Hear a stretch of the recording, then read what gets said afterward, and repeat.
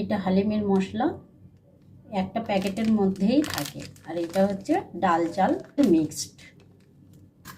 কী দিয়ে বানানো এখানে সব দেওয়া আছে, আবার এখানেও দেওয়া আছে। বাড়িতেও গোটা গোটা ডাল চাল দিয়ে বানিয়ে নেওয়া যায় নিজের ইচ্ছে মতো। আমি অল্প করে হাফ বানাচ্ছি আর হাফ রেখে দিচ্ছি, এক প্যাকেটের হাফ বানাচ্ছি। এই ডাল চালের মিশ্রণটাই গরম জল দিয়ে মিক্সড করে রেখে দেবো। সঙ্গে সঙ্গে নেড়ে দিতে হবে, নাহলে ডাল চাল ডালা পাকিয়ে যাবে। মেন রান্নাটা দেখাই, প্রেশার কুকারে রান্নাটা দেখাচ্ছি। যেহেতু খাসির মাংস নিয়েছি, মুরগির মাংসতেও হবে, আমি খাসির মাংস দিয়ে বানাচ্ছি। প্রথমে দিয়ে দিলাম সর্ষের তেল, আর দিয়ে দেবো গোটা গরম মশলা, শুকনো লঙ্কা, স্টার, ছোটো এলাচ একটু ভেঙে নিয়েছি, দারুচিনি, লবঙ্গ, আর নিয়েছি জয়িত্রী, কোচানো পেঁয়াজ, তেজপাতা।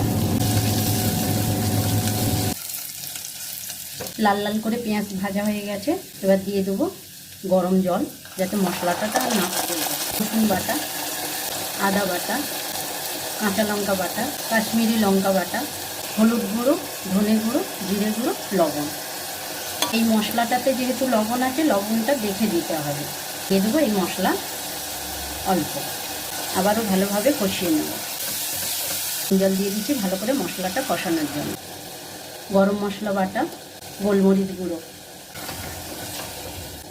ঢাকা দিয়ে কিছুক্ষণ কষাতে দেবো কটা কাঁচা লঙ্কা, ছোট ছোট করে কেটে রাখা খাসির মাংস, এটা মুরগি মাংসতেও বানানো যায়।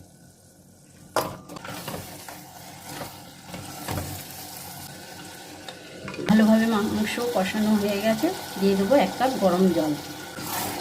খাসির মাংস ওই জন্য আমি প্রেশারে করে দেখালাম। 2টো সিটি দেব, 2 থেকে 3টে সিটি দেওয়ার পরে ঢাকনা খুলে দেখুন মাংসটা সেদ্ধ হয়ে গেছে। এবারে দিয়ে দেবো সেই যে ডাল চাল দিয়ে দিচ্ছি। ততক্ষণে এদিকে একটা ফোড়ন বানিয়ে নিই। 1 চামচ ঘি নিয়ে নিলাম, কড়া রসুন আর পেঁয়াজ, শুকনো লঙ্কা ছোট করে কেটে দিয়েছি মাঝখান থেকে, নাহলে ছিটকাবে।